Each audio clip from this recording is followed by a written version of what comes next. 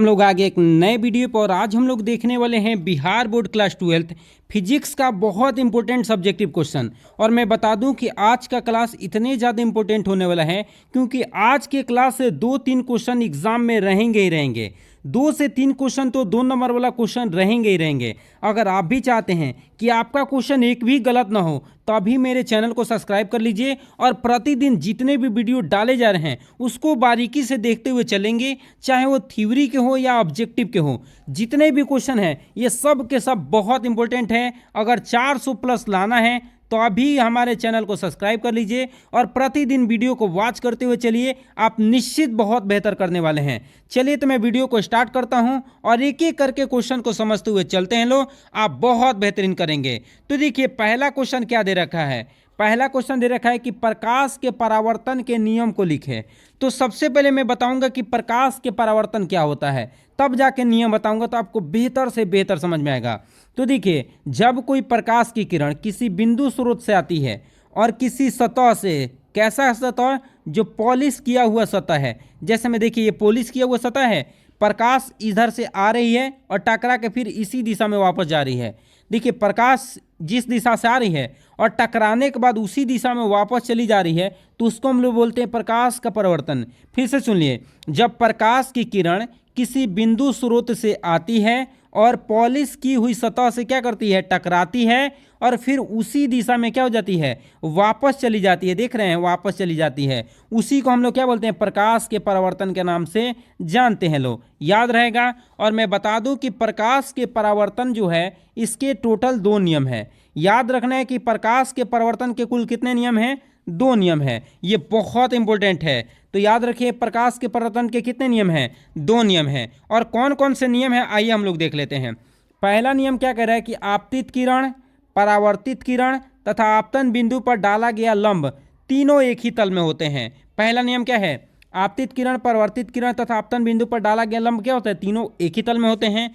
और दूसरी बात क्या है कि आपतन कोण I परावर्तन कोण R के बराबर होता है। आइए हम लोग फिगर से समझ लेते हैं। तो ये रहा फिगर, देखिए इधर ये जो है लाइन आ रहा है और इस सतह से टकरा रहा है और प्रकाश इधर से आ रहा है और इधर की ओर क्या हो रहा है, जा रहा है। ये बीच में क्या है, अभिलंब है। क्या है, अभिलंब। तो मैं बता दूं कि जो ये आया है, जिधर से प्रकाश आती है उसको हम लोग आपतित किरण कहते हैं। क्या कहते हैं, आपतित किरण कहते हैं। ये आप लोग नोट डाउन कर लीजिएगा कि जिधर से प्रकाश आती है उसको आपतित किरण और जिधर जाती है उसको हम लोग बोलते हैं परावर्तित किरण। क्या बोलते हैं, परावर्तित किरण के नाम से जानते हैं। लो, ये भी आप लोग को ध्यान रखना है। और इसके साथ साथ मैं बता दूं कि देखिए बीच में जो अभिलंब ये आया हुआ है, तो देखिए आपतित किरण, ये आपतित किरण है कि नहीं है, देख रहे हैं। मैं दूसरा लाइन बना देता हूँ। देखिए जो प्रकाश आ रहा है और ये जा, यहाँ पे अभिलंब, इसके बीच में जो कोण बनेगा उसको हम लोग आपतन कोण कहेंगे। क्या कहेंगे, आपतन कोण के नाम से हम लोग क्या करते हैं, जानते हैं। और वही जो ये देखिए अभिलंब है और इसके जो जा रहा है इसके भी जो कोण बनेगा वो कोण R होगा। मतलब क्या, जो प्रकाश आ रहा है आपतित किरण और अभिलंब के बीच जो कोण बनेगा उसे I बोलेंगे और जो जाएगा उसके बीच, अभिलंब के बीच बनेगा उसे R कहेंगे। तो वही आपतन कोण, परावर्तन कोण का मतलब R जो होता है वो I के क्या होता है, बराबर होता है। कोण I कोण R के क्या हो गया, बराबर हो गया। यही नियम है, याद रखेंगे, ये बहुत इंपॉर्टेंट है। और यहाँ पे जिस बिंदु पे टकराएगा उसको हम लोग क्या कहेंगे, आपतन बिंदु कहेंगे, जो कि बहुत इंपॉर्टेंट था। अगला क्वेश्चन भी बहुत इंपॉर्टेंट है और कई बार एग्जाम में पूछा गया है, कई बार। क्वेश्चन क्या दे रखा है, पूर्ण आंतरिक परावर्तन से आप क्या समझते हैं। पूर्ण आंतरिक परावर्तन क्या होता है, तो मैं बता दूं कि जब आपतन कोण का मान क्रांति कोण से अधिक होता है। देखिए जब आपतन कोण का मान कितना हो जाएगा, क्रांति कोण से अधिक हो जाएगा, तो देखिए क्या हो जाएगा, प्रकाश का अपवर्तन न होकर उसी माध्यम में परावर्तन हो जाता है। इस घटना को पूर्ण आंतरिक परावर्तन कहते हैं। देखिए जब आपतन कोण का मान क्या हो जाएगा, क्रांति कोण से अधिक हो जाएगा, तो प्रकाश का अपवर्तन ना होकर उसी माध्यम में परावर्तन हो जाता है। इस घटना को पूर्ण आंतरिक परावर्तन कहते हैं। यहाँ पे देख रहे हैं फिगर, ये फिगर में क्या दिखा रहा है, फिगर में दिखा ये रहा है कि देखिए यहाँ पे जो मान है ये ज़्यादा हो गया है। समझ रहे हैं, क्रांति कोण का मान क्या हो गया, ज़्यादा। तो ये प्रकाश जा रहा है तो इसका अपवर्तन नहीं हुआ है, ये उसी माध्यम में वापस चला आया है। इसी घटना को हम लोग क्या बोलते हैं, पूर्ण आंतरिक परावर्तन कहते हैं। और ये प्रकाश किधर से किधर गया है, तो सघन माध्यम से विरल माध्यम की ओर गया है। इस बात को याद रखना है। एग्जाम में कई बार पूछता है कि पूर्ण आंतरिक परिवर्तन को समझाइए, तो पूर्ण आंतरिक परिवर्तन को आपको लिख देना है। पहले सबसे पहले क्या करना है, एग्जाम में लिख देना है और उसके बाद ये फिगर बना देना है। जितने भी मैं बताऊंगा क्वेश्चन वो सब के सब इंपॉर्टेंट होंगे। हीरे का चमकना किसके कारण होता है, पूर्ण आंतरिक परावर्तन के कारण ही हीरे क्या होता है, हीरा चमकता है। इस बात को याद रखेंगे।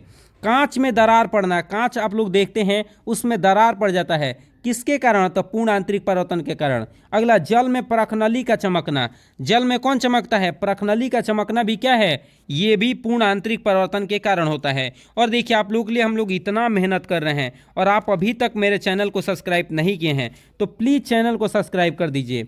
आपके एक सब्सक्राइब से हम लोग को बहुत मदद मिलती है, तो प्लीज़ आप लोग चैनल को सब्सक्राइब कर ही देंगे। अगले क्वेश्चन पे आ जाते हैं। देखिए क्या है, पूर्ण आंतरिक परावर्तन की शर्त लिखें। तो देखिए मैं बता दूं कि पूर्ण आंतरिक परावर्तन के दो शर्त हैं। कितने शर्त हैं, तो पूर्ण आंतरिक परावर्तन के दो शर्त हैं।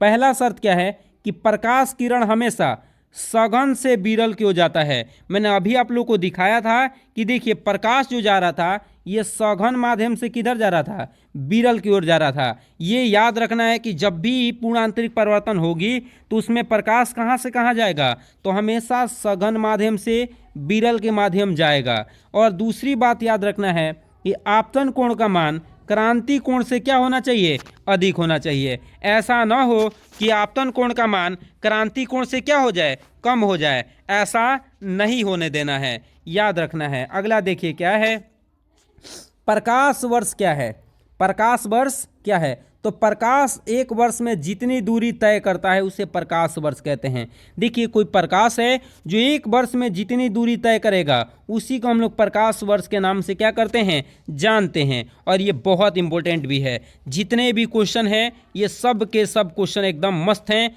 और लाजवाब क्वेश्चन हैं। अगला क्वेश्चन देखिए क्या है, विद्युत द्विध्रुव आघूर्ण क्या है, विद्युत द्विध्रुव आघूर्ण क्या है, इसका एसआई मात्रक बताइए। तो मैं बता दूं कि देखिए आवेश के परिमाण तथा उनके मध्य दूरी के गुणनफल को विद्युत द्विध्रुव आघूर्ण कहते हैं। जैसे एग्जाम्पल मैं आप लोग को बता देता हूं कि मान लीजिए कोई आवेश नंबर ये 1 है और ये आवेश नंबर दूसरा है, ठीक है। ये दो मध्य और इनके बीच की दूरी मैं मान लेता हूं कि इनके बीच ये वो है, यहाँ से यहाँ की दूरी L है और यहाँ से यहाँ तक की दूरी क्या है, L है। याद रखेंगे तो ये मतलब दोनों आवेशों के बीच की दूरी कितना है, L और L कितना हो जाएगा 2L। और इसमें से कोई भी ले लीजिए, ये वाला आवेश लीजिए या ये वाला, और इनके साथ गुणा करा दीजिए।